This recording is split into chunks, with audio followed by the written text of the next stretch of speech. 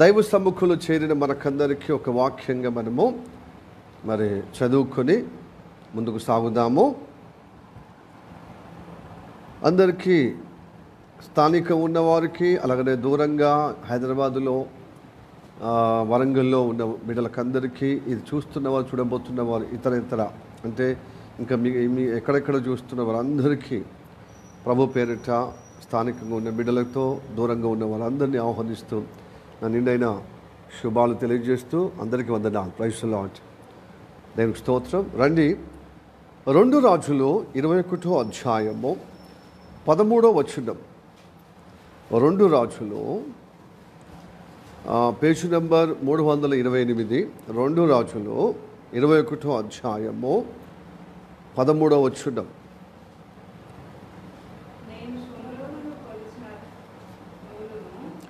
నేను సోమరోనులో కొలిచిన నూలును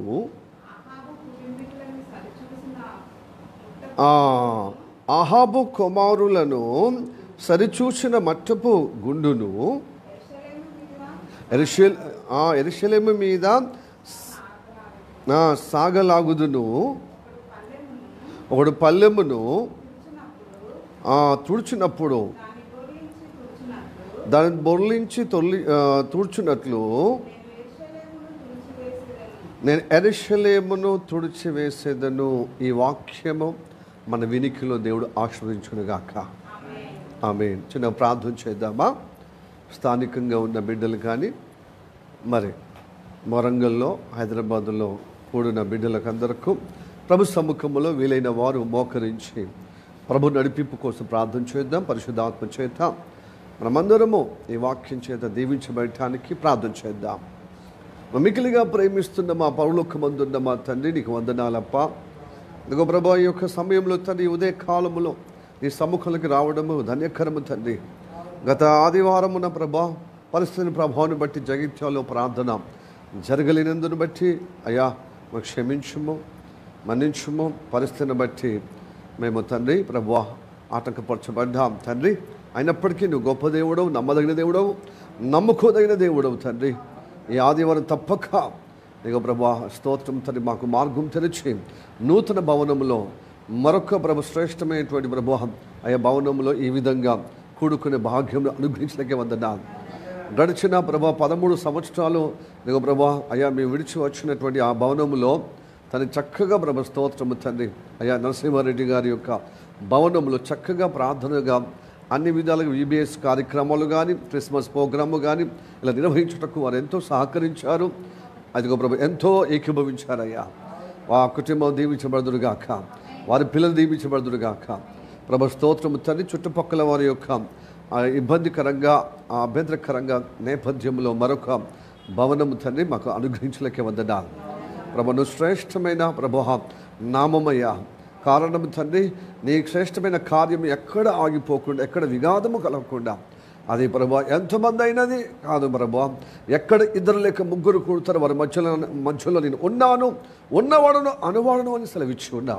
మా మధ్యలో నిజంగా ఉన్న దేవుడవయ్యా ప్రభా. నీ మహిమ చూపించే దేవుడు తండ్రి. అలా ఎలాంటి వారైనా ప్రభా అయ్యా స్తోత్రము తండ్రి, మగవారైనా, సహోదరుడైనా, సహోదరైనా, అయ్యా అల్పులైనా ప్రభా, గనులైనా, నీకు అనుకూలంగా ఉన్న వారికి, వారి ద్వారా నీకు అనుకూలంగా నిలబడ్డ వారి ద్వారా నువ్వు అద్భుతం చేస్తావయ్యా ప్రభు. అద్భుతం, ఆశ్చర్యకరం చేస్తాం. అసలు నువ్వు ఎవరి దిక్కుంటే వారు గొప్పగా దీవించబడతారు, ఘనపరచబడతారయ్యా. కారణం నీ ఘనమైన కార్యములో ప్రభు చేయుటకు ఎవరినైనా వాడుకుంటాం ప్రభు స్తోత్రం. గాడిదనైనా వాడుకుంటాం. గాడిదలాగా ప్రభు అనుకూలంగా ఉండి ప్రభు స్తోత్రము తను ఉంటే వారి ద్వారా అది ప్రభు ఆ గార్ధవము ద్వారా అద్భుతము నువ్వు చేస్తాం. అది మరొకసారి నువ్వు నిరూపించావు తండ్రి. అందును బట్టి వందనాలు తండ్రి.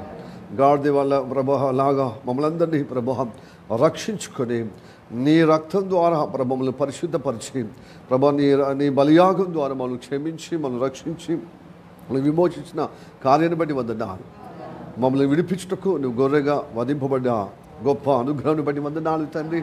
ఈ సమయంలో ప్రభా ఈ గొప్ప అనుగ్రహము తండ్రి అందరు గ్రహించినట్లుగా హైదరాబాద్లో కానీ ఇదిగో ప్రభు వరంగల్లో కానీ ప్రభు స్థానికంగా కూడుకున్న ప్రతి బిడ్డతో మాట్లాడమని ప్రార్థన చేస్తున్నాం. ఏ ఒక్కరు కూడా అశ్రద్ధ వెళ్ళకుండా ప్రభు ఎలాగ వచ్చారో అలా వెళ్ళకుండా దేవుడి సన్నిధికి వచ్చినప్పుడు దేవుడు తప్పక నన్ను దీవించాలి, దేవుడు నన్ను బలపరచాలి, నన్ను చక్కపరచాలి, దేవునితో అనుబంధంగా నన్ను స్థిరపరచాలని అందరిలో ఒక జిజ్ఞాస దయచేయం, అందరిలో ఆసక్తి దయచేయం, అందరిలో విశ్వాసం పుట్టించము, అందరిలో భయభక్తులు కలగచేయమని ప్రార్థన చేస్తున్నాం. తండ్రి ప్రభు ఈ కార్యములు ప్రభు మా మధ్యలోనే ఉండి ప్రభు అయా ఇదిగో ప్రభు జగిత్యాలు ఉన్నట్లనే ప్రభు అయా హైదరాబాద్లో ఉన్నందుకు వందనాలు. స్థానికంగా కూడుకున్న వారి మధ్యలో అలానే ప్రభు వరంగల్లో కూడా ప్రభు స్థానికంగా కూడుకున్న ఇదిగో ప్రభు సురేంద్ర బ్రదర్ ఇంట్లో ప్రభు నువ్వు గొప్పగా అయా అందరిని సమకూర్చలకే వందనాలు. నేను పాసనిలో ప్రభావం వచ్చిన ప్రతి బిడ్డను ప్రత్యేకంగా దర్శిస్తున్నామని నమ్ముచున్నామయ్యా. ముందుగా నీ సేవకు నీ రక్తం ద్వారా పరిశుద్ధపరిచి నీ గొప్ప అభిషేకం ద్వారా నీ పరిశుద్ధాత్మ అభిషేకం ద్వారా నింపి ప్రభు నీ సిలువ చాటును మరుగుపరుచుకుని అందరితో మాట్లాడమని ప్రార్థన చేస్తున్నాం. నాతో మాట్లాడము, అందరితో మాట్లాడము తండ్రి. చెవియోగ్య విధంగా ప్రభు గ్రహించే విధంగా నీ పరిశుద్ధాత్మ చేత మమ్మల్ని గొప్పగా ప్రభావితంగా స్వాధీనపరచుకుని ప్రభావితం చేయమని ప్రార్థన చేస్తున్నాం. దుష్టుడు సాతాను కార్యాలు లయపరచబడే విధంగా వాని కార్యాలు తండ్రి గొప్పగా ప్రభావం అయా ఇది స్తోత్రము తను లయపరిచే విధంగా నీ కార్యాలు ప్రభులే విధంగా నీ కార్యాలు మాకు ప్రభు స్థిరపరిచే విధంగా అలాంటి విధంగా నీ స్వరముతో మాట్లాడుతామని నమ్ముచున్నా. మమ్మల్ని మేము తగ్గించుకుని నామని హెచ్చిస్తూ సాతాను సిగ్గుకరంగా నీకు ప్రభు మహిమార్థంగా మేమందరం దీవించబడే విధంగా మమ్మల్ని నడిపిస్తామని నమ్ముచు యేసయ్య నామములో అడుగుచున్నాము పరమ తండ్రి. ఆమేన్ ఆమేన్ ఆమేన్. మంచి కూర్చుందా. Praise the Lord. హల్లెలూయా. దేవునికి మహిమ కలుగునుగాక. రండి 21వ అధ్యాయము 2 రాజులు 21వ అధ్యాయం 13వ వచనం ఏమని ఉన్నది? నేను సోమ్రోనును కొలిచిన నూలును అంటున్నాడు. నూలు అంటే ఒక దారం, కొలిచే దారం. నూలు దారం అంటే మామూలు దారం కంటే కొంచెం దొడ్డు ఉంటుంది. అది కార్పెంటరీ వాళ్ళు అడ్ల వాళ్ళు లేకపోతే కార్పెంటరీ ఏది మనము కలప పనులు చేసేవారు అంటే కిటికీలు దర్వాజులు తలుపులు చేసేవారి దగ్గర ఉండొచ్చు నూలు. టేపు, ఇప్పుడైతే టేప్ ఉంది, మెజర్మెంట్ చేయడానికి స్కేల్ లాగా టేప్ ఉంది. అలాగనే మేషన్ వాళ్ళు కూడా వాడుతారు, అంటే సుతారి మేషన్ వాళ్ళు కూడా ఈ నూలు వాడుతారన్నమాట. వాళ్ళు కన్స్ట్రక్షన్ కట్టేటప్పుడు మరి ఏంటిది ఏం వాడతారు? కొలిచిన నూలుగా వాడతారన్నమాట. అలాగనే మట్టపు గుండు కూడా వాడుతారు.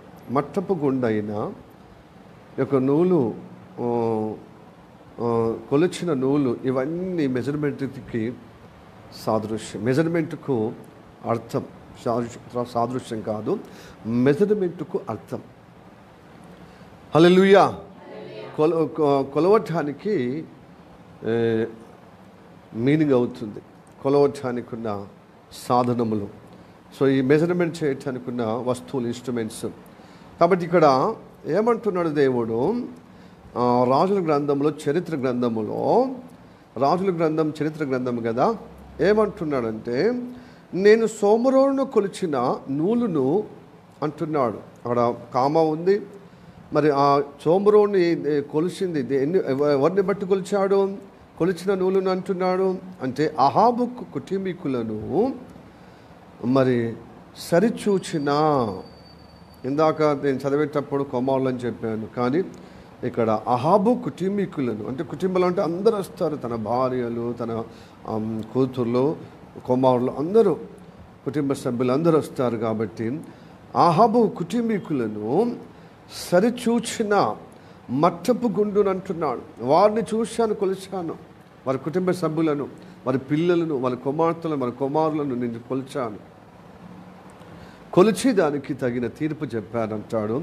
అలాగనే యెరూషలేము మీద సాగలాగుతాను. అదే నూలు దారముతో లేకపోతే మట్టపు గుండుతో నేను సాగదీస్తాను. మళ్ళీ అదే సోమరోను కొలిచినట్టుగా నేను యెరూషలేమును కొలుస్తానంటున్నాడు. ఇంకేమంటున్నాడు? కొలుస్తాను. ఒకడు పల్లెమును తుడిచినప్పుడు దాని బొర్లించి తుడుచున్నట్లుగా నేను యెరూషలేమును తుడిచి వేసేదను. ఒకడు పల్లెమునట బోర్లిచ్చినప్పుడు దాని మీద ఉంటే అది ఎట్లా దొర్లిపోతాయి, అలా తుడిచేస్తాను మొత్తం. ఆ పల్లెమున బోర్లేస్తే ఆ పల్లెం మీద ఏదున్నా, నీళ్ళు పోసినా, ఏదైనా వస్తువులు వేసినా, ఏదైనా ధాన్యం వేసినా మొత్తము కిందికి దొర్లిపోతాయి కదా. సో అలా తీసేస్తానంటున్నాడు యెరూషలేము కాపురస్తులను, యెరూషలేము నివాసులస్తులను. అంటే యెరూషలేము దేవుడు కోరుకునే పరిశుద్ధ పట్టణము. సత్యపురం అనే దానికి పేరు, నీతి పట్టణం అనే దానికి ఒక పేరు. అది దేవుడు నివసించే పట్టణము, దేవుడు నివాస స్థలముగా ఉన్న పట్టణముగా యెరూషలేము ఉంది.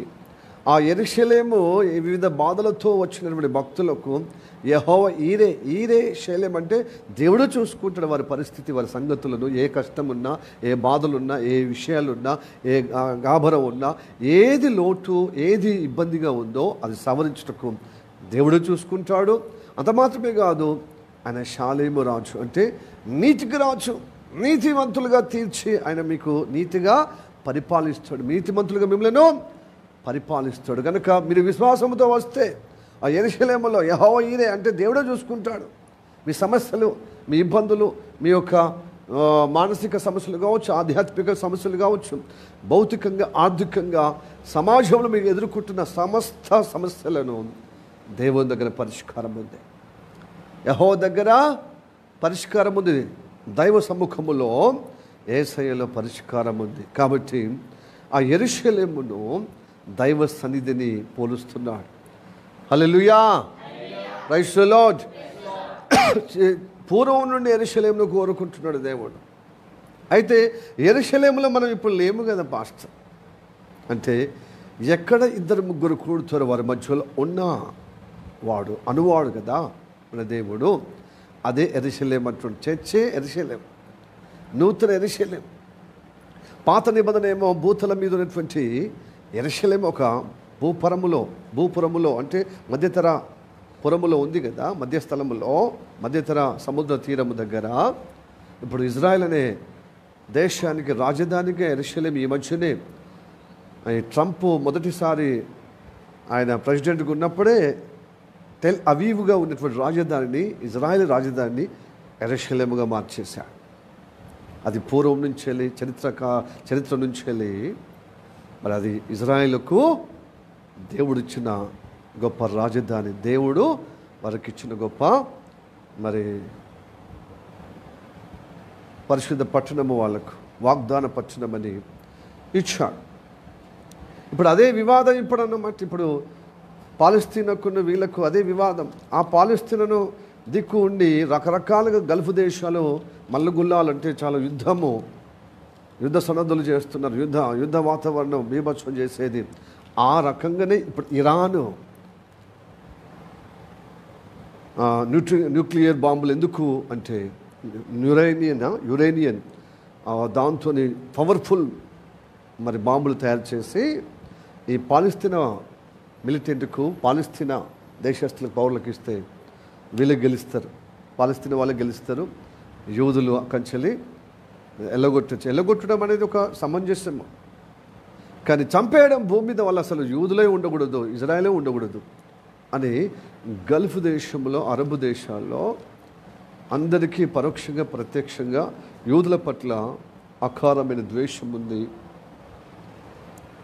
యూదులు మాత్రమే, ఇజ్రాయెల్ దేశస్తులు మాత్రము కావాలని ఎవరితో యుద్ధానికి సిద్ధపడరు, కయ్యానికి కాలు దువ్వరు. వాళ్ళకు థ్రెట్ వస్తేనే, వాళ్ళకు భయభ్రాంతులు కలిగించే విధంగా భయభ్రాంతులు గురి చేసే వారికి వారు రక్షణ కోసమై, వారి భద్రత కోసమై, వారి ఉనికి కోసమై వాళ్ళు తప్పని పరిస్థితుల్లో యుద్ధానికి సిద్ధపడతారు, పోరాటానికి ఎంతకైనా తెగిస్తారు. మాకు దేవుడు తోడుగా ఉన్నాడని విశ్వాసం.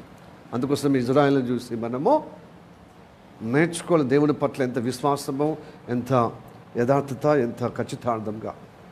ఇది నేను చెబితే ఇస్లాం సహోదరులకు కొంతమందికి నచ్చదు. అంటే చరిత్ర వాళ్ళకు మరి అలా చెప్పారు వారి గురువులు, వారి యొక్క పెద్దలు, పూర్వీకులు అలా.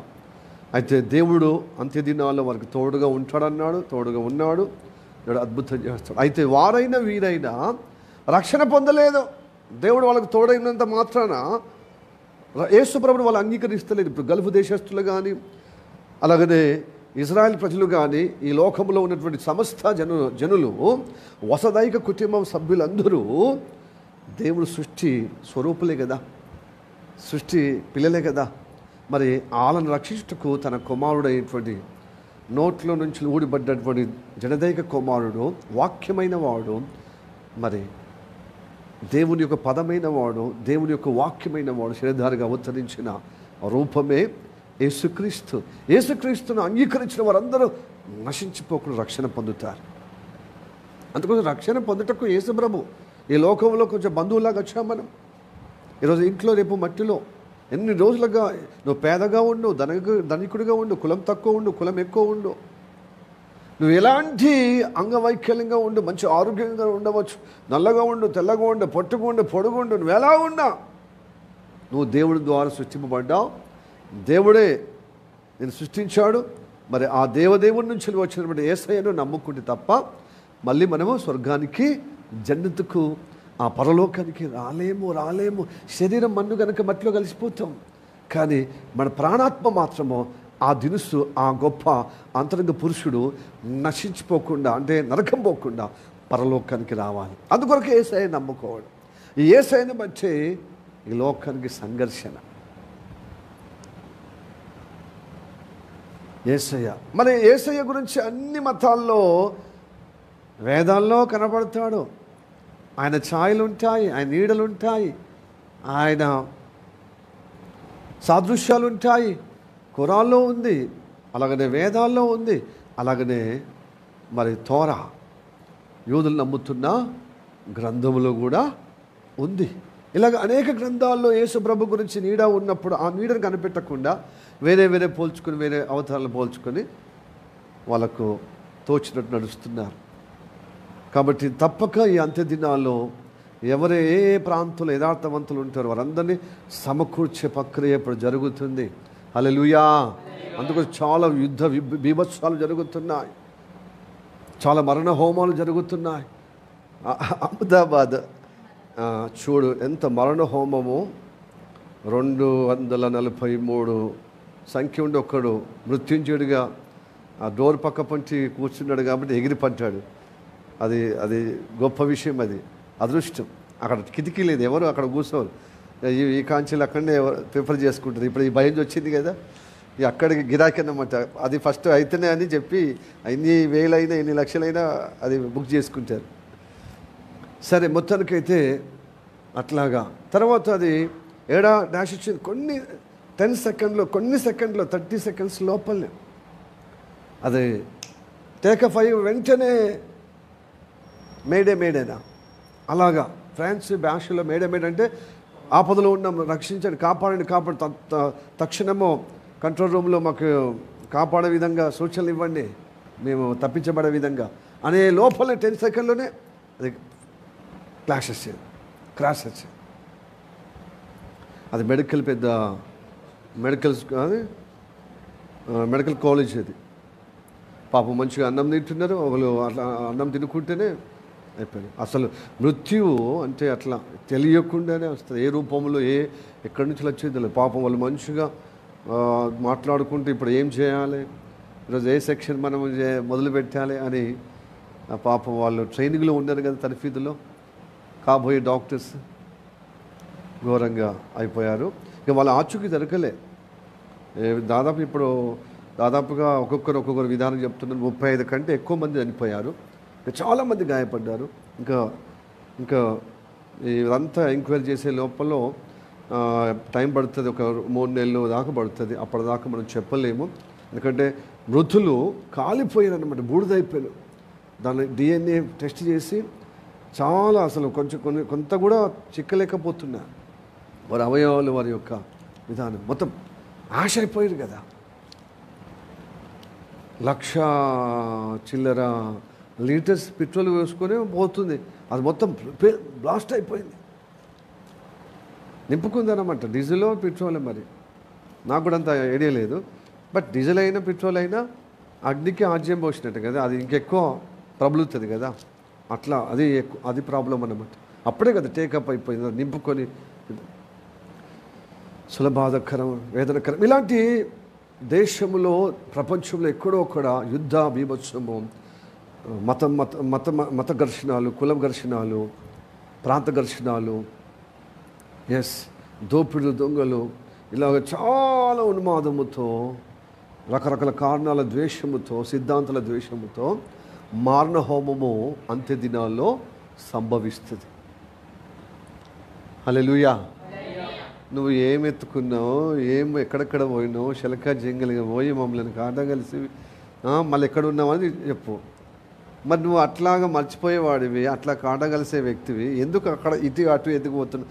వాక్యం సూటిగా వాక్యంలో అడుగులో పోతే అయిపోతుంది కదా, ఎందుకు త్రోవ తప్పడం, ఎందుకు మమ్మల్ని త్రోవ తప్పించడం, ఎందుకు నువ్వు కాట కలిసి మమ్మల్ని కాట కలిసి నువ్వు ఎత్తుకున్న అంశం ఏంది? నువ్వు మాట్లాడుతున్న మాటలేంది? నువ్వు ఎత్తుకున్న తాళం ఏంది? నువ్వు పాడుతున్నా అన్నట్టున్నది కదా. ప్రైజ్ ది లార్డ్, హల్లెలూయా.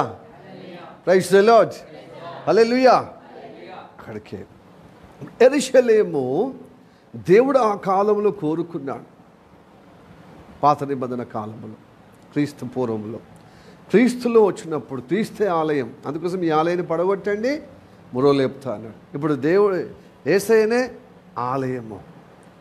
ఎవరైతే ఆయన నమ్ముకుంటారో ఆయన నామములో కూడుకుంటే ఆయన ఆలయములో చేరబడినట్టు. హల్లెలూయా. మనమందరం ఒక్కొక్క అవయవాలు, ఈ అవయవము అంటే ఆయన బిడ్డలుగా, ఆయన నమ్మిన బిడ్డలుగా ఎవరైతే ఎక్కడ కూడుతారో, 2-3 నా నామములు అక్కడ ఉంటానన్నాడు. అది దేవాలయం, అది యెరూషలేము. హల్లెలూయా చెప్పండి. హల్లెలూయా. ఆ యెరూషలేము, ఇప్పుడు యెరూషలేము మనల్ని గొలుస్తా అంటున్నాడు అనమాట. అలనాడు సోమరోను గొలిచాడు. ఎవరిని బట్టి గొలిచాడు? నూలు దారంతో, అంటే అహాబు కుటుంబీకులను మట్టపు గుండుతో. మట్టపు గుండు అంటే ఏంటిది? సూతారుల మేస్తుల దగ్గర ఉంటుంది కదా ఒక గుండు దారం, తెలుసు కదా? తెలుసా తెలియదా? తెలుసు అని చెప్తే తెలుసు అని చెప్పాలి.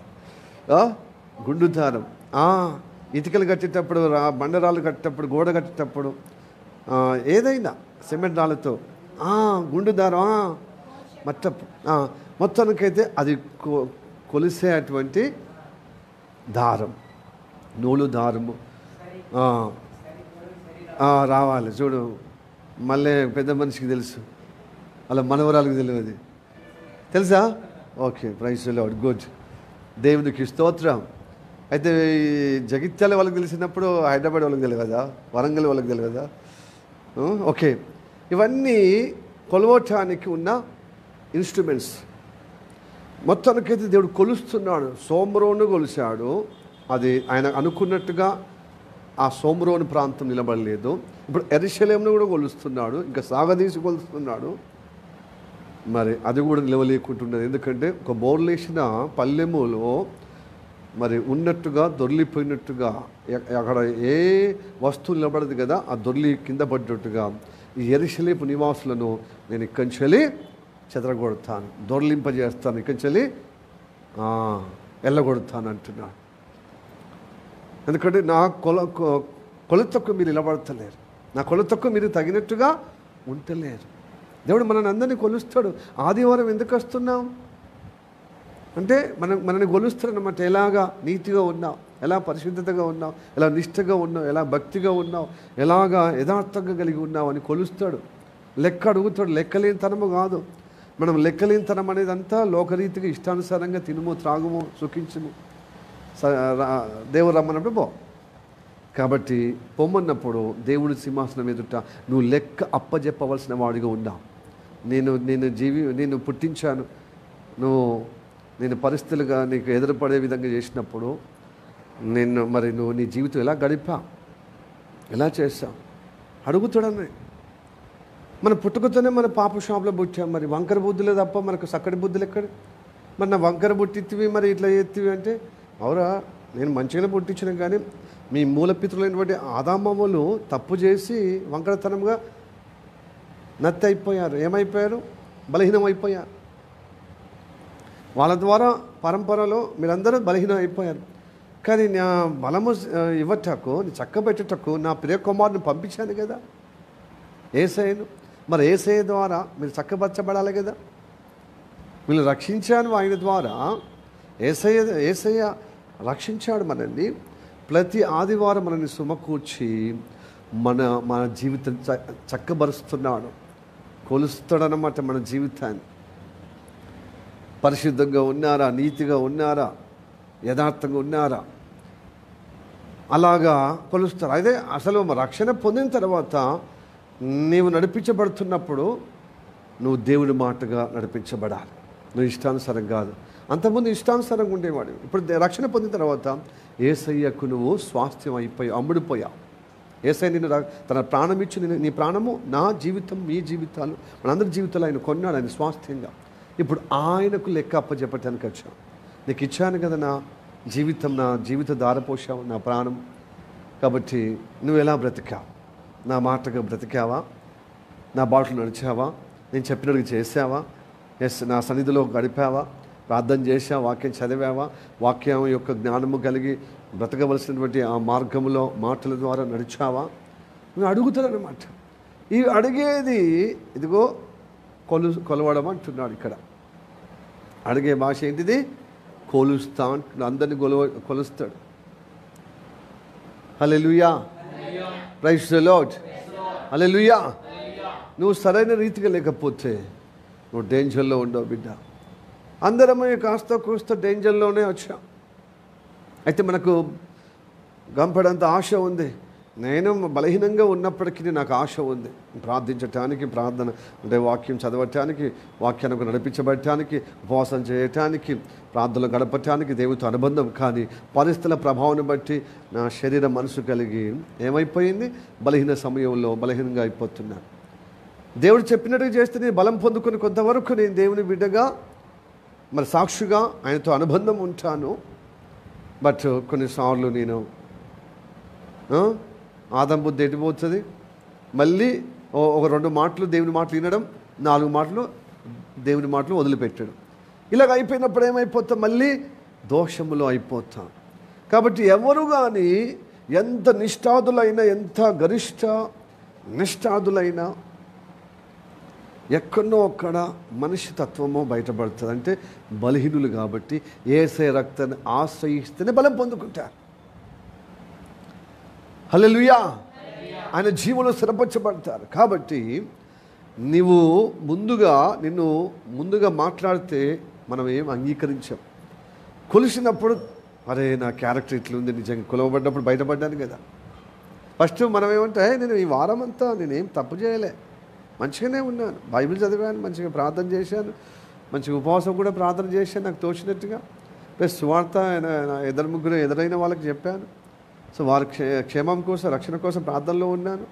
సో మంచిగానే ఉన్నాను, నేనైతే మంచివాడు. కాకపోతే ఎదుటి వ్యక్తులే మన చిన్న తప్పు అయితే మనకు పెద్ద కనపడుతుంది, మన పెద్ద తప్పు మనకు చిన్న కనపడుతుంది. తప్పే కాదు, ఆ పరిస్థితులు ఎవరైనా ఇలా చేస్తారని మనమేమో సమర్థించుకుంటే ఎదుటి వ్యక్తులేమో చిన్న తప్పును పెద్దగా ఎంచమా అలాంటి స్వభావం మనది. కనుక ఎవరికి వారు ఏం చేసుకుంటామంటే నేను మంచోని సంచోని అంటాం. కానీ యేసయ్య వాక్యం ద్వారా మన జీవితం ఏంటిదో బయటపడుతుంది. హల్లెలూయా, ప్రైజ్ ది లార్డ్, హల్లెలూయా, హల్లెలూయా.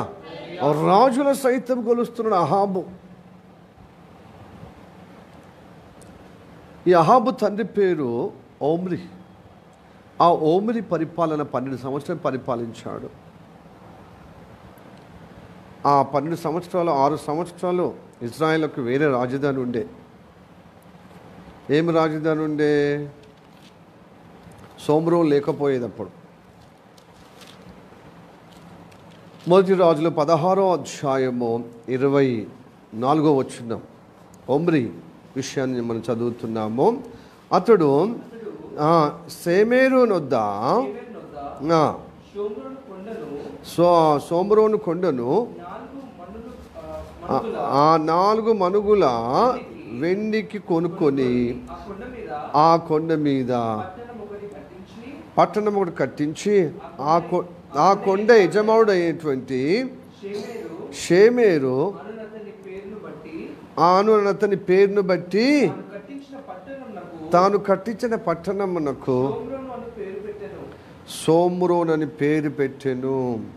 ఎవరు? ఈ అహాబు తండ్రి పేరు ఓమ్రి. 12 సంవత్సరాలు మొత్తం ఆయన పరిపాలించాడు. 6 సంవత్సరాలు ఏమో 23లో కనబడుతుంది. తిర్సాలో ఏలేను, దాన్ని రాజధానిగా చేసుకుని ఏలాడు. మళ్ళీ 6 సంవత్సరాలు ఇది మంచిగా లేదు, ఈ రాజధాని సబబుగా అంతగా లేదని చెప్పి ఏం చేశాడు, ఒక ఆసామి దగ్గర కొన్నాడు. అతని పేరేం పేరండి? షేమేరు నొద్ద 4 మనుగుల వెండితో ఆ పట్టణంను కొన్నాడు. ఏంటిది? సోమ్రోను కొన్నాయి. ఆ సోమ్రోను ఆ యజమాని పేరే షేమేరునే సోమ్రోనుగా పేరు పెట్టి అది ఇజ్రాయెల్ దేశానికి అంతా రాజధానిగా ఏర్పాటు చేశాడు. హల్లెలూయా. మనకందరికి తెలుసు 120 సంవత్సరాలు మాత్రం రాజులు పరిపాలించిన ఇజ్రాయెల్ దేశాన్ని. అనగా 12 గోత్రకర్తలను మరి న్యాయాధిపతుల కాలము తర్వాత ఇజ్రాయెల్ దేశాన్ని సౌలు, దావీదు, మరి సొలొమోను 120 షరీ 40 సంవత్సరాలు, అంటే 120 సమిష్టిగా పరిపాలన సంకీర్ణ ప్రభుత్వంగా, అంటే 12 గోత్రకర్తల యొక్క జనాభాతో ఇజ్రాయెల్ను పరిపాలించారు. సొలొమోను కుమారుడు సమయంలోనే ఆ రాజ్యం 2గా చీలిపోయింది. ఉత్తర దిక్కున ఉన్నటువంటిది రాజ్యము ఇజ్రాయెల్ దేశంగా 10 గోత్రాలు, దక్షిణ 2 గోత్రాలు బెంజమీను యూదా దేశాన్ని యూదా దేశం అంటారు. యూదులను యూదా గోత్రము, బెంజమీను గోత్రాన్ని దక్షిణ దేశాన్ని ఏమన్నారు? యూదా దేశం అన్నారు. ఇజ్రాయెల్ దేశంకేమో ఒమ్రీ సమయంలో ఏమొచ్చింది? తిర్సా అనే రాజధాని నుంచి వెళ్ళి సోమ్రోన్ రాజధానిగా ఒమ్రీ పరిపాలనలో మరి 6 సంవత్సరాల అనంతరం మళ్ళీ 6వ సంవత్సరం ఉంది కదా, 6, 7, 8, 12వ సంవత్సరం వరకు 6 సంవత్సరాలు సోమ్రోన్ని పరిపాలించి తనకు మారుగా తన కుమారుడు కూడా. అయితే యూదా దేశానికి కూడా యెరూషలేము ఉంది రాజధాని. అది దేవుడు కోరుకున్న దావీదుకు ఇచ్చినటువంటి మాట చొప్పున, వాగ్దానం చొప్పున యెరూషలేము ఎప్పుడు దావీదు వంశస్థులకే వారి కుమారుల యొక్క రాజులుగానే దేవుడు నిలబెట్టుకున్నాడు. ఇప్పుడు ఒక విషయము, ఇదంతా ఎందుకు 2 రాజ్యాలుగా చేశాడు ఒక రాజ్యాన్ని అంటే, వారు చేసిన దోషాన్ని బట్టి అధికంగా గొప్పగా దుర్మార్గంగా అన్య రాజ్యాలుగా అయిపోతుందేమో. కనీసం దక్షిణ దేశం రాజ్యమన్నా, యెరూషలేమన్నా, యూదా దేశమన్నా కాపాడబడుతున్న సంకల్పనము నెరవేర్పు చేసే విధంగా వేదికగా ఉంటుందని దాన్ని కాపాడుతూ వచ్చాడు. అయితే ఫస్ట్ దేవుడు ఇజ్రాయెల్ దేశాన్ని కొలవడం మొదలుపెట్టాడు. హల్లెలూయా, ప్రైజ్ ది లార్డ్. అంటే దాని రాజధాని కొలవడం మొదలుపెట్టాడు. రాజధాని ఏమున్నదయ్యా అంటే, రాజులు పరిపాలించేది రాజధాని కదా. ఇప్పుడు ఢిల్లీలో ఎవరు పరిపాలిస్తుంది చెప్పండి? మన దేశానికి రాజధాని ఏంటిది? ఢిల్లీలోనే ప్రధానమంత్రి, రాష్ట్రపతి, మరి రాజదర్బార్లు అక్కడి నుంచే కదా, అక్కడి నుంచే పరిపాలిస్తారు కదా కొత్త ఢిల్లీ. అట్లనే ఇప్పుడు ఇజ్రాయెల్ పరిపాలించేది సోమ్రోన్లో నుండి రాజులు పరిపాలిస్తారు. మరి రాజు తప్పు చేస్తే ప్రజలందరూ తప్పు చేస్తారు. అక్కడ వచ్చిందన్నమాట దేవుని ధర్మశాస్త్రం వదిలిపెట్టారు.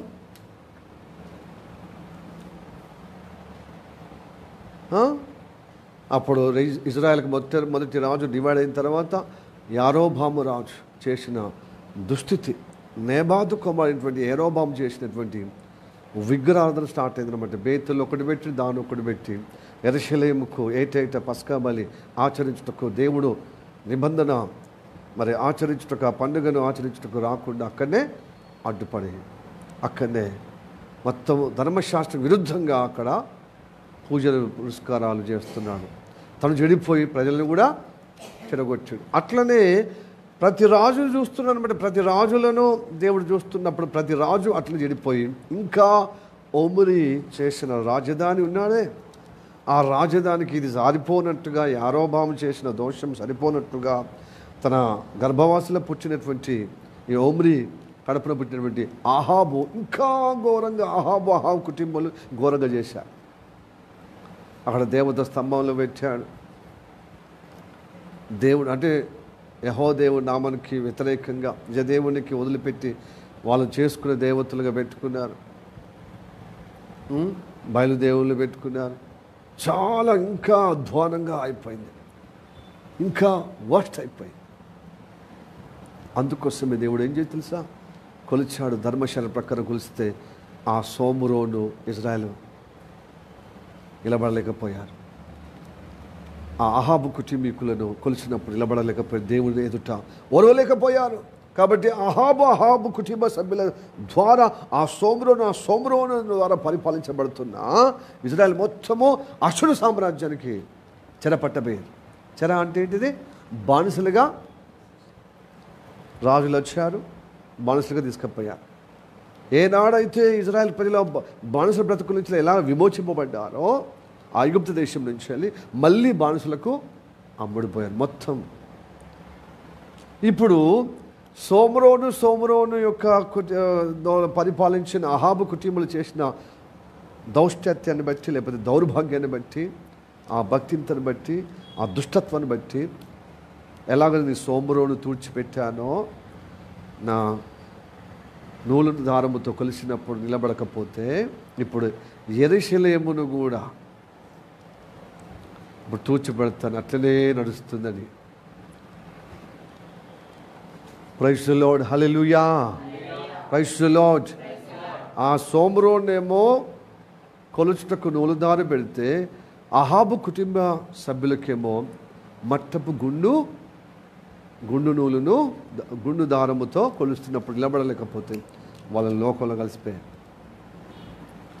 ప్రియ దేని బిడ్డలారా, ఏదైతే దేవుడు అసహించుకొని చుట్టుపక్కల రాజ్యాలను ఎవరినైతే ఎల్లగొట్టి నా ప్రజలుగా ఎన్నుకోబడిన అబ్రహాము, ఇస్సాకు, యాకోబు దేవుడుగా నేను ఉన్నాను, వారి ద్వారా నా నిబంధన స్థిరపరిచి వారి ద్వారా నా సంకల్పం నెరవేర్చుకోవటానికి దేవుడు ఏర్పరచుకొని ఒక ఇజ్రాయెల్ సమూహంగా ఏర్పరచుకొని దేవుడు చూపించిన స్థలము ఆ మధ్యపురమైనటువంటి ఆ ఇజ్రాయెల్ దేశానికి, అనగా ఇప్పుడు పాలస్తీనా దేశం ఉందే ఇజ్రాయెల్ దేశానికి నేను పంపిస్తే మిగతా వాళ్ళని ఎల్లగొట్టిన లాగానే మీరు ఇంకా అధ్వానం ఘోరంగా అయిపోయారు.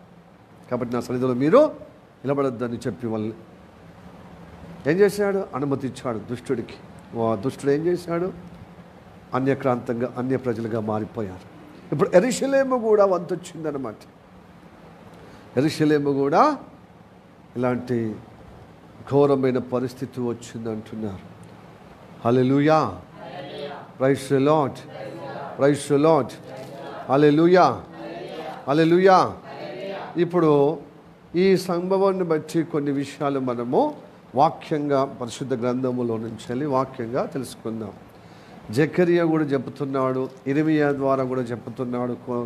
ఈ కొలనూలుతోని, ఈ మట్టపు గుండుతోని కొలుస్తున్నాడు యెరూషలేమును. ఇంతమందితో హెచ్చరిక చేస్తున్నాడు. జకరియా ప్రవక్త ద్వారా, ఇర్మియా ప్రవక్త ద్వారా, ఆమోసు ప్రవక్త ద్వారా, యెషయా ప్రవక్త ద్వారా చెప్తున్నాడు అనమాట. ఆ విషయాలు మనం తెలుసుకుందాం, ఆ విషయాలు చదువుకుందాం. జకరియా 2వ అధ్యాయం 1-2 వచనాలు చదవండి. మరియు నేను తేరి చూడగా కొలునూలు, అదిగో మెజర్మెంట్ చేత పట్టుకొని, మెజర్ లైన్ చేత పట్టుకొని ఒకడు నాకు కనబడెను. ఆ దేవదూతను అడుగుతున్నాడు. దేవుడు, నువ్వు ఎక్కడికి వెళుతున్నావని నేను అడుగుచుండగా అతడు యెరూషలేము యొక్క వెడల్పును పొడుగును ఎత్తైనది కొలిచి చూడబోతున్నాని నేను. Praise the Lord. దాని ఎత్తు, వెడల్పు, పొడుగు అన్ని కొలవటానికి పోతున్నాను అంటున్నాడు. దేవునికి అనుకూలంగా ఉందా, ప్రతికూలంగా ఉందా యెరూషలేము? దేవుడు కోరినట్టుగా ఆయన తూకములో ఆయన కొలతకు తగినట్టుగా ఉందా లేదా, లేక తన ఉగ్రతకు కారణంగా ఉందా యెరూషలేము? యెరూషలేము అంటే మనం కొత్త నిబంధనలో ఏమనుకున్నాం చెప్పండి? క్రీస్తు పేరిట ఎక్కడ ఇద్దరు ముగ్గురు కూడుతారో ఆ సహవాసంలో ఎంతమంది వస్తారో వారందరూ యెరూషలేము పురవాసులు. అంటే పట్టణాన్ని కొలవడం కాదు, పట్టణస్థులను వారి యొక్క చర్యలను వారి స్వభావాన్ని కొలుస్తున్నాడు. ధర్మశాస్త్ర ప్రకారంగా, ధర్మం ప్రకారంగా, వాక్య ప్రకారంగా. Praise the Lord, hallelujah, praise the Lord. Yes, ఆయన కొలువటానికి చూస్తున్నాడు. చూడు, జకర్యాతో కొలుస్తున్నాడు, ప్రవచిస్తున్నాడు యెరూషలేమును కొలువటానికి. ఎందుకంటే యెరూషలేమునే ఎందుకు అంటే దేవుడు యెరూషలేమును కోరుకున్నాడు. మరి మనుషులు కోరుకునేటువంటి సోమరోని పోతే పోని, ఎందుకంటే అది మనుషులు ఏర్పరచుకున్నారు కదా. మరి దేవుడు ఏర్పరచుకునేటువంటి పట్టణాన్ని అంత జాగ్రత్తగా చూస్తున్నాడు అన్నమాట. కొలవటము చూస్తున్నాడు. ప్రజలందరినీ కొలుస్తాడు, కానీ వాళ్ళు అన్యులు కదా. వాళ్ళకి తీర్పు నరకం. యేసయ్యను నమ్ముకుంటేనే వారికి స్వర్గం. మరి ప్రభువుని నమ్ముకునే అని పేరిట అన్యుల్లాగా ప్రవర్తిస్తే మరి అందుకు కొలుస్తున్నాడు అన్నమాట. మీరు అన్యుల్లా కావద్దు, మీరు ధన్యులు కాబట్టి, మీరు పరలోక వారసులు కాబట్టి, నా ఇంటి వారు కాబట్టి మీరు పరిశుద్ధత కలిగి ఉండే విధంగా, నీతిగా ఉండే విధంగా, యథార్థంగా ఉండే విధంగా, సత్యంగా ఉండే విధంగా, దేవుని కృపలో స్థిరపరచబడిన ధన్యకరమైన జీవితంలో భక్తి భయభక్తులు కలిగే విధంగా, దేవునికి ఇష్టం లేని మన జీవితంలో ఉండకూడదు. ఎందుకంటే యేసయ్య రక్తం ఇచ్చి మనల్ని కొన్నాడు, తన స్వాస్థ్యంగా, తన సొత్తుగా, తన ఇంటి వారుగా చేసుకున్నాడు కదా. మరి చేసుకున్న వ్యక్తి నువ్వు ఎట్లా పడితే అట్లా నడవకుండా నా గుణాతిశయములను కలిగి నా నామ ఘనత కొరకు సాక్షిగా నా బిడ్డకు నిలబడమన్నాడు కదా. మరి ఆయనకు తగినట్టుగా ఉన్నామా లేమని కొలుస్తాడు వాక్యంగా. హల్లెలూయా. ఈ వారంలో ఎలా గడిపావు? ఇప్పుడు ఒక తల్లి, ఇప్పుడు శారద సిస్టర్ లాంటి తల్లి ఏం చేస్తుంది? వాళ్ళ కొడుకులకో లేకపోతే పాస్టర్కో 100 రూపాయలు, లేకపోతే కొడుకు 100 రూపాయలు ఇచ్చిననుకో ఒక పలానా వస్తువులు కొనుక్కరమ్మంటుంది. తర్వాత ఎంత ఖర్చు చేసినా బిడ్డ ఎంత మిగిలినాయి? నా అవసరంలో అయితే ఏం చేస్తా, మంచి కొనుక్కుంటాను మిగతా అని మంచి జైలు వేసుకుని లెక్క చూపెట్టుకుంటే ఇవి ఇంతే అంటే.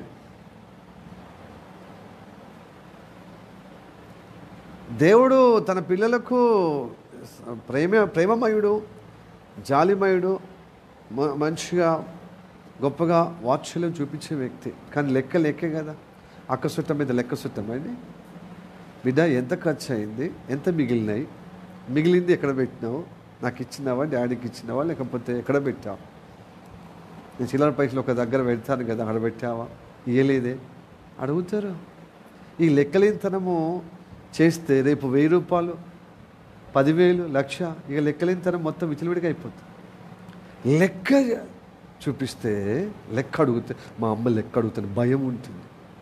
భయముతో బజార్లో గుడ్డు పెట్టకుండా ఉంటాం. అంటే చెడిపోయే విధంగా తయారు కాం. అది చెడగొట్టుకో మన జీవితాన్ని. లెక్క అడిగే వాళ్ళు ఉండాలి. అందుకోసం దేవునికి భయభక్తులు కలిగి మనం దేవునికి ఉత్తరవాదులం. కాబట్టి దేవుడు నీకు ప్రాణబిడ్డ దేవుడిని అడుగుతాడనమాట. బిడ్డ నీకు ఇచ్చిన ఆయుష్తో, నీకు ఇచ్చిన ఈ కృపగల్ల రక్షణ జీవితము, ఆత్మీయ జీవితము ఎలా గడిపావు ఈ వారంలో, గడిచిన వారాల్లో, గడిచిన దినాల్లో? ఏమైనా దేవుని కొరకు ప్రయాసపడినటువంటి తత్వము కనబడ్డదా, ఉన్నదా? లేకపోతే ఈ లోక ఆకర్షణ పడి ఈ లోకరీతిగా జీవిస్తూ నలుగుట్లో ఒకడిగా అయిపోయావా? నన్ను ఎవరు చూస్తలేరులే అని చెప్పి, కానీ అంతరంగం చూసే దేవుడు. కొంతమంది ఏం చూడండి, మౌనంగా ఉంటారు. ఏమనంటే గోడ మీద పిల్లి, నేను ఏమన్నా అన్నానా, నువ్వే ఆయన ఊహించుకుంటాడు. లోపల ఉన్నది వాళ్ళ మౌనమే అక్కడ స్పష్టతగా కనబడుతున్నా దానికి ఏకీభవించకపోతే ఏమన్నట్టు? అది మౌన స్థితి ఏమన్నట్టు? సాతాను పట్టేసింది. అది తెలివిగా చూపిస్తారన్నమాట కొంతమంది. దేవుడు వాళ్ళ భారతం కూడా పడతాడు స్లోలీ. ఎంత వెనక ముందండి. మనకి ఇంత ఉంటే దేవుడికి ఎంత ఉండాలి? హల్లెలూయా, ప్రైజ్ ది లార్డ్. ఇక్కడ మంచిగా ఇల్లు దొరికింది, మంచిగా ప్రార్థన అని, ప్రార్థన మీద విశ్వాసము, దేవుడు చేసిన మేలు, ఉపకారము, రక్షణ పొందుకునే ఉపకారం, భౌతికంగా, సామాజికంగా, మనుషులంటే ఈ సావాసం ద్వారా ఒక విలువ కలిగి నిలబడుతూ ఇప్పుడు అందరిలో కలిసిపోయినామని చెప్పి గర్వించి మదమిక్కి మూర్ఖించి ఉంటే తప్పక లెక్క చూస్తాడు కదా. కొలవాడా దేవుడు? ఆ లెక్క తెలుస్తాడు, ఏం పర్వాలేదు.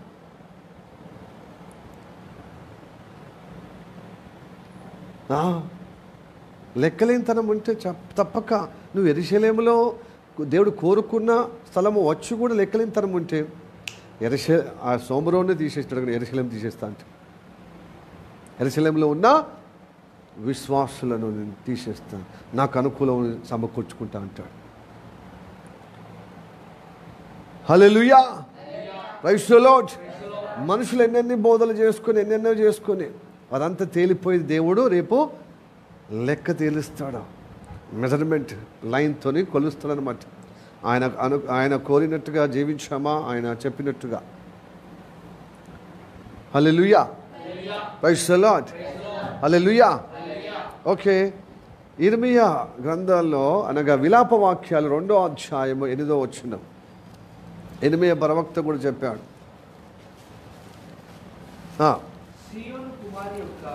సియోను కుమారి యొక్క, సియోన్ అన్నా కూడా యెరూషలేమే ఉపమానంగా, ప్రాకారము గల పాడు చేటుకు యెహోవా ఉద్దేశించెను, నాశనం చేయుటకు నాశనం చేయుటకు తన చెయ్యి వెనుకకు తీయక ఆయన కొలనూలు అంటే కొలిసేటువంటి నూలును సాగదీశాను. ప్రహరియు ప్రాకారమును దేని గురించి మూలుగుచున్నవి, అది ఏకరీతిగా క్షీణించుచున్నది. యెరూషలేం ఉపమానము ద్వారా మాట్లాడుతున్న దేవుడు. ప్రహారీ కూడా ఉన్న ప్రహారీ ప్రాకారం కూడా మూలుగుతున్నది. అది ఏమైపోతుంది, చిందబుచ్చుకుంటుంది. దానికి కాపుదల అంటే దేవుడే కదా. ఎన్ని ప్రాకార గోడలు కట్టుకుంటుంది, ఎన్ని ప్రహారీ గోడ కట్టుకుంటుంది. దేవుడు కాపుదల వరకే ఆ ప్రహారీ గోడ, ఆ ప్రాకారం గోడ. అవునా? దేవుడు రక్షించలేకుండా తన చెయ్యి అంటే తన దగ్గర పెట్టుకుంటే చాపకుండా మనం ఎంత భద్రత చేసుకున్నా అది ఏమి ఉండదు. దేవుడు భద్రపరచాలి. ఎంత బిల్డింగ్లో ఉన్నా, ఎంత ప్రాకారం ఉన్నా, ఎంత ప్రహారీ గోడ కట్టుకున్నా, ఎంత ప్రాకారం కట్టుకున్నా దేవుడు కాపుదల ఉండాలి. అందుకోసం 127వ కీర్తనలో ఒక మాట ఉంటుంది, దేవుడు పట్టణాన్ని కావలి కాయకపోతే కావలి కాయవాడు మెలకు ఉండినా, తెల్లారి వరకు మెలకు ఉండినా వాడు వ్యర్థమే. దేవుడు కాపలదారు ద్వారా దేవుడు కావలి కాయాలి. దేవుడు కావలి కాయకుండా కాపలదారులు పెట్టుకుంటే గోరక ఆ పట్టణాన్ని కాపాడితే లాభం ఉంది, దేవుడే సహాయం చేస్తలేడు. హల్లెలూయా, ప్రైజ్ ది లార్డ్. మేలుకుంటే వ్యర్థమే. దేవుడు కళ్ళు మూసుకుంటే ఎంతమంది మేలుకున్నా వేస్టే. అవునా? పట్ట పగలు. సో ఆ రాజధాని నుంచి వెళ్ళి లండన్కి పోతుంది, అహ్మదాబాదు. ఆ రాజధాని నుంచి వెళ్ళి పోతూ అది టేకాఫ్ అంటే ఆయన 30 సెకండ్ లోపలనే ఒక డాక్టర్ కాలేజ్కి, డాక్టర్ క్యాంపస్ అనే బిల్డింగ్కు అటాచ్ అయిపోయింది. క్లాష్ అయిపోయింది. వాళ్ళు ఊహించారు చెప్పండి, పట్ట పగలు ఎంత ప్రాకార గోడలు కట్టుకొని, ప్రహారీ గోడలు కట్టుకొని ప్రాకారంగా పెద్ద బిల్డింగ్ బందవస్తుంది ఆ బిల్డింగ్. కానీ 200 టన్నుల కంటే ఎక్కువ ఉంటుందండి బరువు. ఏది? ఏరోప్లేన్ వచ్చిందా? వాళ్ళది వచ్చింది. దేవుడు కాపుదల లేకపోతే ఏమైపోతుందండి?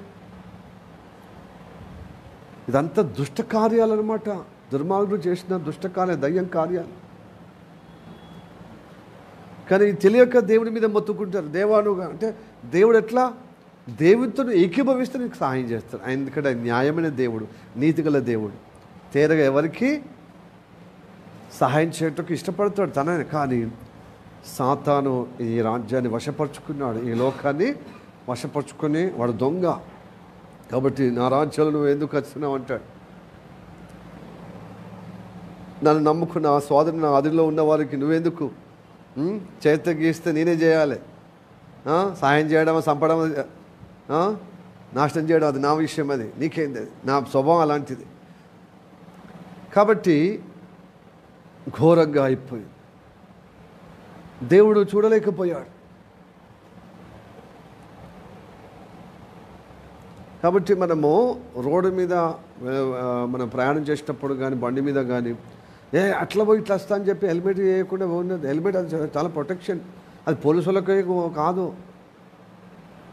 మనం చాలా మటుకు అంత అది కాన్సెప్ట్ రాంగ్ అన్నమాట. పోలీసు వాళ్ళకు భయపడి మనం ఏం చేస్తాం, అది మన భద్రత, మన సేఫ్టీ కోసం వాళ్ళు పాటు పడుతున్నారు. అట్లా ఇద్దరు ముగ్గురు మన సేఫ్టీ కోసం, మిగతా వాళ్ళందరూ ఫైన్తోనే మంచిగా గుంజుతారు అనుకో, అది వేరే విషయం అనుకో. బట్ మనము ప్రయాణం చేసేటప్పుడు బండి మీద పోయేటప్పుడు హెల్మెట్ పెట్టుకోవాలండి. సిగ్నల్ రెడ్ సిగ్నల్ ఉన్నప్పుడు ఆగాలి, ఎంత లేట్ అయినా కానీ. అట్లా ఆగితే ఒక అమ్మాయి కాపాడబడ్డది. టికెట్ ఉందట, హరిబురిగా వస్తుందన్నమాట ఫ్లైటు. నేను అయితే ఆ సిగ్నలే ఆమె కాపాడింది. కాబట్టి సిగ్నల్ ఉన్నక్కడ ఆగండి, ఎన్నో కాపుదల ఉంటుంది. హరిబురిగా అదే లేట్ అయిపోతుంది అంటే ఇంత అప్పుడప్పుడు మిస్ అయిపోతుంది, పెద్ద డేంజర్లో పడతాం. ఇప్పుడు ఆమె సిగ్నల్ ఏమైపోయింది, మేలైందా లేదా, థ్యాంక్ గాడ్, పరమేశ్వర్ మేరకు బచాదియా అని చెప్తుంది ఆమె. దేవుడు నన్ను కాపాడు, నిజంగా నేను లేకపోతే ఆ సేవలలో ఆ 240 రోజుల్లో నేను కూడా ఒకదాన్ని అయిపోతుంది. కాబట్టి సిగ్నల్ అది మన సేఫ్టీ కోసం అండి. ఎప్పుడో ఒకసారి కొంచెము ఎల్లో సిగ్నల్ వచ్చినప్పుడు జంపింగ్గా కొంచెము, కానీ ఎక్కువ శాతం మనము నిదానమే ప్రధానం. అంటే ఆరెంజ్ ఉన్నప్పుడు ఆగిపోవాలి, ఎందుకంటే రెడ్ పడుతుంది వితిన్ సెకండ్లో. అలా ఉండాలి క్రమశిక్షణ. నువ్వే దేవుని బిడ్డవే, నువ్వు సహకరిస్తలేవే జిల్లా యంత్రాంగానికి, రాష్ట్ర యంత్రాంగానికి, దేశ యంత్రాంగానికి. మరి దేవుని భయం ఉన్నవాడే చేస్తలేడు, మరి భయం లేనివాడు చేస్తాడండి పద్ధతిగా? దేవుని భయం ఉన్న వాళ్ళు అంత క్రమశిక్షణగా రూల్స్ అండ్ రెగ్యులేషన్స్, ఇన్స్ట్రక్షన్స్ పాటించాలి. అది మన సేఫ్టీ కోసం. గవర్నమెంట్కి సహకరించాలి, ఒక పౌరుడిగా, ఒక యాజ్ ఎ సిటిజన్, గుడ్ సిటిజన్గా మనం ఈ రూల్స్ అండ్ ఇన్స్ట్రక్షన్స్ పాటించాలి. అది మనకు మేలు, మంచిది. లెక్కలేనితనం చేస్తే వాళ్ళు ఏమేం చేస్తారు, బొక్కలతో వస్తారు, ఫైన్ రాసి ఏం చేస్తారు, కోర్టుకు రాస్తారు, లెక్క అక్కడ తెలుసుకోమని. కింద మీద అయితే జైల్లో పెడతారు. మరి ఈ చట్టమే అలా చేసినప్పుడు దేవుడు చేయడండి. కనుక యెరూషలేములో వచ్చిన యెరూషలేము పురవాసులారా, యెరూషలేము భక్తులారా, మీ లెక్క తేల్చడానికి ఈరోజు దేవుడు మనల్ని సమకూర్చాడు. హల్లెలూయా. వరంగల్లో ఉన్న దేవుని బిడ్డలారా, హైదరాబాద్లో ఉన్న దేవుని బిడ్డలారా, ఆయన కొలనూలు చేత పట్టుకొని మనల్ని ఏం చేస్తాడు, మట్టపు గుండుతో కొలుస్తున్నాడు, మెజర్మెంట్ లైన్తో కొలుస్తున్నాడు. కాబట్టి ఎన్ని మనకు పహారీ గోడలున్నా, ప్రాకారపు గోడలున్నా, ఆయన చేయి జాపకుండా ఉంటే ఆ పట్టణము దేవుడు కోరుకున్న మనుషులకు సైతం లెక్క చూస్తాడు. దావీదు లెక్క చూలే. దావీదు అంటే దేవునికి ఇష్టం, చూలే. మనకు దేవుడు అంటే మనం ఇష్టం, మనం అంటే దేవునికి ఇష్టం. కానీ ఇష్టంగా ఉన్న మనము మరి దేవుని కృప ద్వారా ఆయన చెప్పిన మాటగా మనం వెళ్ళకపోతే తప్పక లెక్క అడుగుతాడు. ఎందుకంటే అది మనకు నష్టం. మన కష్టం రావద్దని ఆయన ఇష్టపడుతున్నాడు కదా. ఆయనకి ఇంతగా ఇష్టపడుతాడు క్షేమకరంగా నడిపించడానికి, మన కష్టం రావద్దని. కాబట్టి లెక్కలేని తరం వద్ద బిడ్డ, భయభక్తులు కలిగి ఏదైతే దేవునికి ఆయాసకరం ఉందో తీసేయమంటున్నాడు. Praise the Lord. Hallelujah. Praise the Lord. హల్లెలూయా. అలాగనే ఆమోస్ కూడా చెప్తున్నాడు ఇలాగ, ఇక అయిపోతుంది. ఆమోసు గ్రంథము 7వ అధ్యాయము చూడు. ఇంతమంది ప్రవక్తల ద్వారా మనతో మాట్లాడుతున్న ఆమోసు ఎక్కడ చెప్పండి? హోషేయ, యోవేలు, ఆమోసు, చిన్న ప్రవక్తల నుంచి స్టార్ట్. దాని తర్వాత 7వ అధ్యాయం 7, 8, 9 కనబడుతుందా? చదవండి. మరియు యెహోవా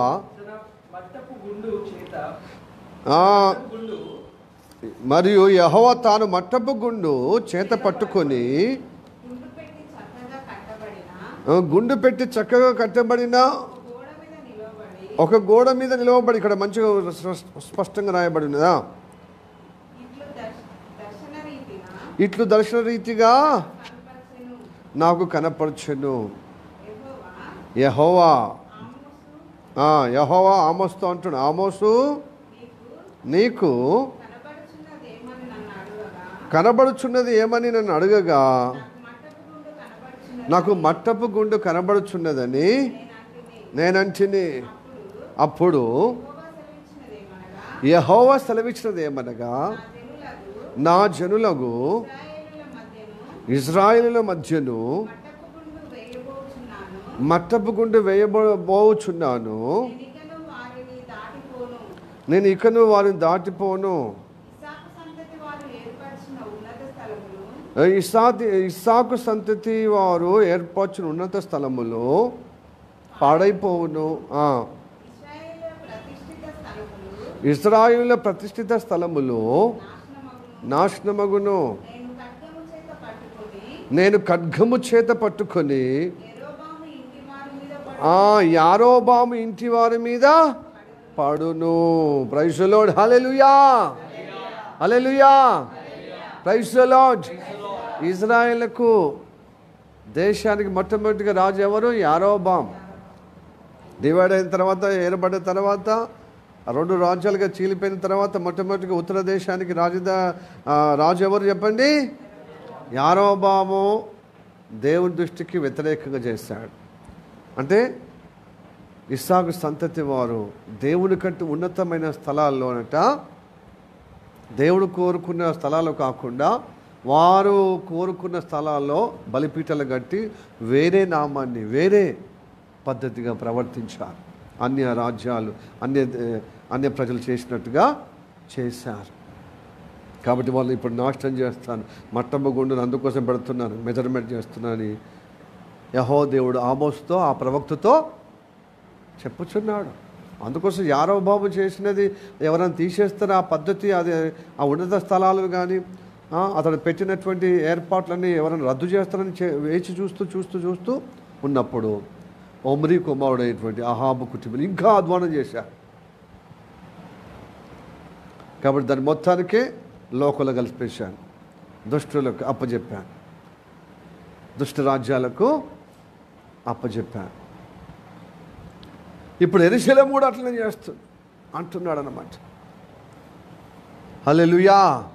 యెరూషలేములో దేవుడు కోరుకున్న స్థలము, కోరుకున్న భక్తులు, కోరుకున్న సహవాసం. కాబట్టి ఈ సహవాసంలో ప్రతి ఒక్కరు దేవుడు కొలవటానికి ఉంది. కాబట్టి న్యాయము తప్పటానికి ఇష్టపడడు దేవుడు, నీతిని తప్పటానికి దేవుడికి ఇష్టమో లేదు లేదు లేదు లేదు కనుక నీతిమంతులుగా న్యాయం విధులుగా ఉండాలి. దేవుని వాక్యం న్యాయమైనది. దేవుని నందు విశ్వసించిన వారు, ఆయన బలియాగం విశ్వసించిన వారు నీతి కనుక ఆ నీతిమంతులు ఎప్పుడు కానీ ఆ నీతిగల్ల దేవుని నుండి వచ్చిన మాట విశ్వాసంతో అనుసరించాలి. అది నీతి. దేవుని యొక్క శాసనం ప్రతిదీ న్యాయం. ఆ న్యాయమైన మాటగా మనము బ్రతుకుతే ఆయన కనికరించటకు ఇష్టపడతాడు. అయితే మనం తప్పిపోతాం. ఎంత నిష్టగా ఉన్నా మనం ఏదో ఒక విషయంలో అన్యాయమో దుర్నీతిలో ఏదో ఒక విషయాల్లో మనము తప్పిపోతాం. కానీ ఇప్పుడు దేవుడు ఏమంటున్నాడు? న్యాయంగా బ్రతకాలి, నీతిగా ఉండాలని మీలో భయభక్తులు కలిగి విశ్వాసంగా ఆశతో ఆయన సడుజొచ్చే విధంగా ఉంటే నేను కటాక్షిస్తాను. హల్లెలూయా. అయితే ఈ లోక మాయలో, మాయా లోకములో ఆ మాయా లోకాన్ని సడుజొచ్చితే మాత్రము నశించిపోతా. లోకమంతా మాయ. అందుకోసం వివిధ దేవతల రూపంలో ఏం చేస్తున్నాడు? మనుషులను వాడు సాతాను మోసం చేస్తున్నాడు. వాడు మాయా స్వరూపాలు మరి మనుషులకు ఆకట్టుకొని మాయా చేస్తూ వివిధ వాడు పద్ధతులు ఏర్పాటు చేసి నిజదేవుడి వైపు రాకుండా వాడు పెద్ద కుట్ర చేస్తున్నాడు. ఆ కుట్రలో మనము బాధ్యులు కావద్దు. ఆ కుట్రలో మనం పోవద్దు. అహంకారంతో, దుర్మార్గంతో, ఘోరమైనటువంటి మూర్ఖత్వంతో మరి మన అన్యాయంగా దుర్నీతిగా మనం ఉండకూడదు. అది దేవుడు చెప్తున్నాడు. ఇక్కడ యెరూషలేము వాసులు న్యాయమైన వాసులు, యెరూషలేము వాసులు నీతిగల వాసులు, యెరూషలేము వాసులు సత్యము కలిగిన వాసులు. సత్య సంబంధులు ఆయన మాట వింటారు. వినటానికి వచ్చాం మనం. నిజంగా వింటే మీరు సత్య సంబంధులు అవుతారు. దేవుని యందు విశ్వాసం ఉంచి నిజంగా అంటే ఆయన బలియాగమును ఆశ్రయించి ఆయన అందు విశ్వసిస్తే నిజంగా నీతిమంతులు అవుతాం. యేసయ్య రక్తం ద్వారా నీకు అడగబడాలి. నేను దుర్నీతిలో ఉన్నాను, అన్యాయంలో ఉన్నాను, అశుద్ధిలో ఉన్నాను, ఆయన నామం దూషించే విధంగా ఉన్నాను అంటే దేవుడు తప్పక క్షమిస్తాడు. నువ్వు ఆ స్థితిని ఒప్పుకుంటే క్షమించి మళ్ళీ న్యాయములో, నీతి అనే పురములో, న్యాయమైన పురములో, యెరూషలేములో నిన్ను స్థిరపరుస్తాడు. ఆయన కృపలో నిలబెట్టి ఆయన నామాన్ని కనపరిచే విధంగా సాక్షులుగా తన ప్రియులుగా నడిపిస్తాడు. హల్లెలూయా చెప్పండి. హల్లెలూయా. ఇప్పుడు యెషయా చెప్తున్న మాట విని మనం ముగిద్దాం. ఇంకా చాలా ఉంది, సమయం అవుతుంది కాబట్టి. యెషయా 28వ అధ్యాయము 17వ వచనం.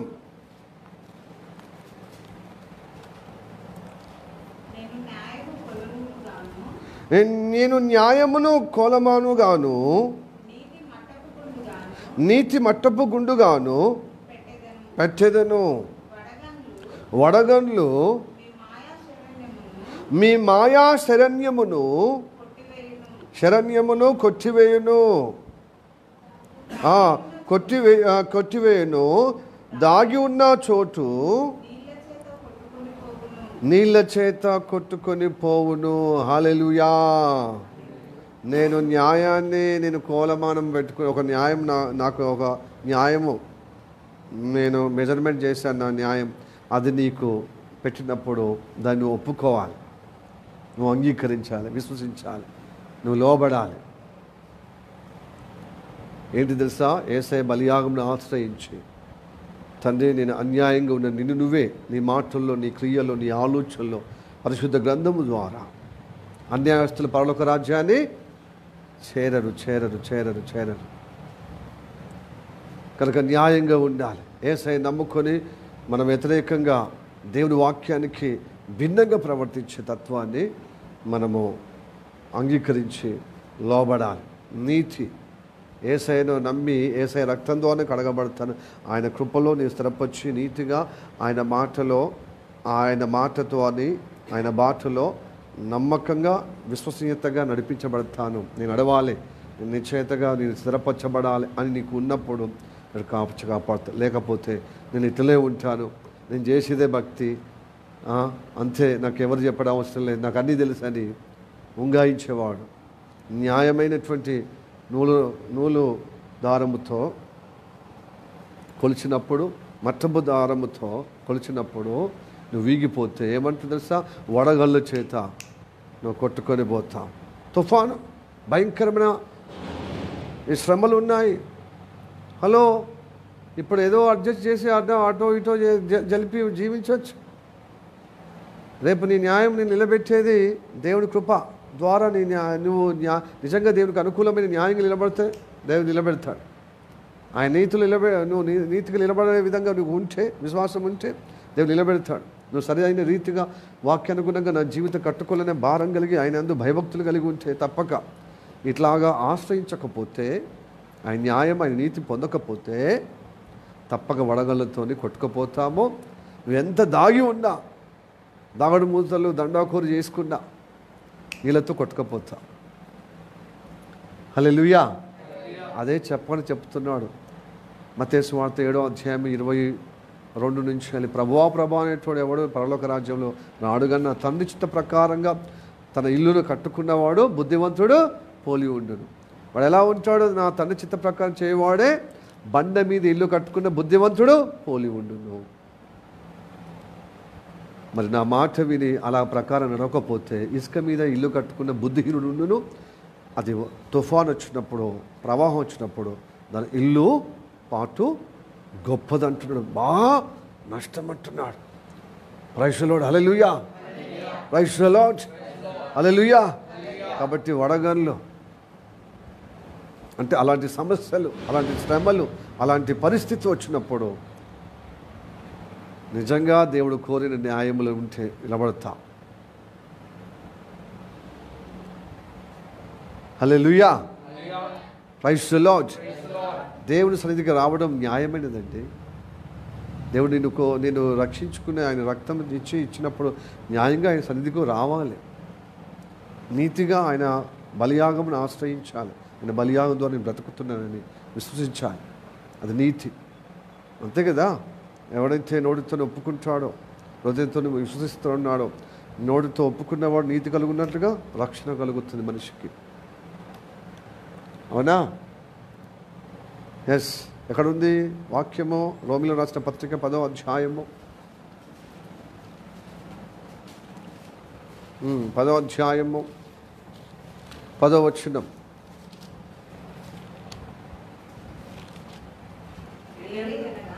ఏలే అనగా నీతి కలుగునట్లు మనుషుడు హృదయంలో విశ్వసించును, రక్షణ కలుగునట్లు నోటితో ఒప్పుకొనును. ఏమనగా ఆయన యందు విశ్వాసం ఉంచు వాడు ఎవ్వడును సిగ్గుపడడని లేఖనము చెప్పుచున్నది. హల్లెలూయా, ప్రైజ్ ది లార్డ్. హల్లెలూయా, హల్లెలూయా. ఎస్, ప్రతి మనిషి న్యాయము ఆయన నమ్ముకోవడం, విశ్వసించడం, నోటితో ఒప్పుకోవడం న్యాయం, నీతి. అట్లనే 5వ అధ్యాయము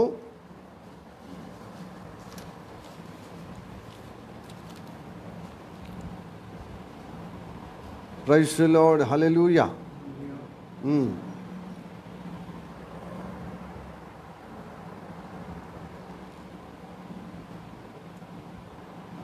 దేవునికి స్తోత్రం. చదువుదాం 10వ వచనం. ఏలే అనగా శత్రులమై ఉండగా ఆయన కుమారుని మరణము ద్వారా మనము దేవునితో సమాధానపడిన ఎడల సమాధానపరచబడిన వారమై ఆయన జీవించుట చేత మన నిశ్చయంగా మనం రక్షింపబడదాము. హల్లెలూయా, ప్రైజ్ ది లార్డ్. హల్లెలూయా, హల్లెలూయా, ప్రైజ్ ది లార్డ్. ఎస్, ఆయన నమ్ముటే మనకు న్యాయం. ఆయనతో అనుబంధం కలిగి ఉండుటే మనకు న్యాయము. కాబట్టి నీతి, న్యాయము, ఈ లోకమంతా అన్యాయము. ధర్మశాస్త్రములో రాయబడిన క్రమము న్యాయము. ఆయన యందు విశ్వాసం ఉంచి ఆయన మాటగా జీవించేవారు నీతిగా ఎంచబడతారు. హల్లెలూయా. ఈ విధంగా మనం ఏం చేయాలి? ఈ పగటి కాలములో, ఈ మధ్యాహ్నములో మనము వారములో ఉన్నటువంటి అన్యాయమైన దుర్నీతి అయిన చక్కబరుచుకోవాలి. లేకపోతే దేవుని యొక్క సోమ్రోను ఆ యొక్క అహాబు కుటుంబానికి మట్టపు గుండుతో అది కొలిచేటువంటి నూలుతో ఏ విధంగా వీడిపోయారో యెరూషలేమును కూడా నేను పళ్ళెం బోర్లించినట్టుగా మరి నేను నూలు సాగదీస్తాను అని వాక్యం ద్వారా మనతో మాట్లాడుతున్నాడు. అంటే యెరూషలేములో ఉన్నవారు సాగదీస్తారంటే సాగదీసే భక్తి ఉంటుంది, అంటే నూలు కొనసాగే విధానంలో. కానీ నువ్వు ఎంత కొనసాగినా మార్పు చేర్పు లేకపోతే బోర్లేసిన పల్లెంలో ఉన్నట్టుగా, పల్లెం మీద ఉన్నట్టుంటుంది, ఎప్పటికైనా బోర్లింపబడతాం కదా. జారుడు బండ మీద ఉంటే ఎట్లుంటుంది? ఎప్పుడు జారిపోతాం. పల్లెం లోపల చూడు, పల్లెము వెలుపల చూడు. బోర్లేసిన పల్లెం మీద ఉంటారా అంటే ఏదైనా ఉంటుంది వస్తువు, అట్లాగా జారిపోతాం అన్నమాట. ఈ లోకమంతా జారుడు బండ మీద ఉందన్నమాట. కాబట్టి ఈ లోకాన్ని, ఈ మాయా స్వరూపులు సరళ వచ్చేద్దు మనం. ఇదంతా లోకమంతా మాయా, లోకమంతా మా ఏదో దొరికినట్టు చేస్తే దొరకకుండా పోతుంది, ఏదో ఒకటి సుఖం అయినట్టుగా చేస్తుంది, సుఖం లేకుండా పోతుంది, ఏదో ఒక తృప్తి చేసినట్టుగా ఏదో ఒకటి మనకు దొరికినట్టు చేస్తే దొరకకుండా పోతుంది. మొత్తం మాయా అన్నమాట. కనుక ఈ మాయా శరణ్యంలో మనము, శరణ్యం అంటే ఈ మాయకు శరణు జొచ్చొద్దు, దేవుడైన యేసుక్రీస్తును శరణు జొచ్చాలి. హల్లెలూయా, ప్రైజ్ ది లార్డ్. సో మన జీవితంలో ఒకసారి పరిశీలించుకుందాం. మన భక్తిహీనతను, అన్యాయాన్ని, అక్రమాన్ని, దుర్నీతిని సరిచేసుకుంటూ న్యాయంగా, నీతిగా దేవుణ్ణి నమ్ముకొని నేను కృపలో ముందుకు సాగిపోదాం. అప్పుడు న్యాయంగా నిలబడతాం, అప్పుడు నీతికి ఎంచబడతాం. దేవుని కటాక్షము ఆయన కృప ద్వారా మనము స్థిరపరచబడతాం. రండి అందరము యేసయ్య బలియాగంను ఆశ్రయించి నిలబడతాం. దేవుని వాక్యము మరి ఆశీర్వకరంగా మనకు దేవుడు సహాయం చేయనుగాక. ఆమేన్. మనం మిక్కిలిగా ప్రేమిస్తున్న మా పరలోకమందున్న మా తండ్రి, నీకు వందనాలు, స్తోత్రం రాజు. అప్పా, పాత నిబంధనలో చెప్పబడిన మాటలన్నీ ప్రభువా తండ్రి, సోమ్రోను ఇంకా అధ్వానం చేసిన ప్రభు స్తోత్రం తండ్రి. అహాబు కుటుంబాలను మట్టము గుండుతో, అయా నూలు పోగుతో ఎలాగ ప్రభువా నూలుతో కొలిచావో తండ్రి. ప్రభువా యెరూషలేము వాసులారా, మిమ్మలను కూడా సాగదీసే కొలుస్తానని సెలవిచ్చున్నా, సాగదీశులతో కొలుస్తున్న సెలవిచ్చుకున్నావయ్యా. ఎన్ని రోజులు ప్రభువా, ఎంత ఇదిగో మేమైతే సోమ్రోన్లాగా లేము, మేము యెరూషలేము, మేము ఇదిగో ఇజ్రాయెల్ దేశంలాగా లేము, అహాబు కుటుంబాలు లేమని అనుకోవచ్చు. కానీ యెరూషలేం పురవాసులను కూడా ప్రభువా అయ్యా నువ్వు సాగదీసిన, ఎన్ని రోజులు నువ్వు సహించి భరించిన, నువ్వు కొలవటకు ప్రభువా అయ్యా నువ్వు మట్టపు గుండెను కొలుస్తున్నావయ్యా. ప్రభు మట్టపు దారముతో కొలుస్తున్నావయ్యా. ప్రభు నూలు దారముతో కొలుస్తున్నావు తండ్రి, మెజర్మెంట్ లైన్తో కొలుస్తున్నావు తండ్రి.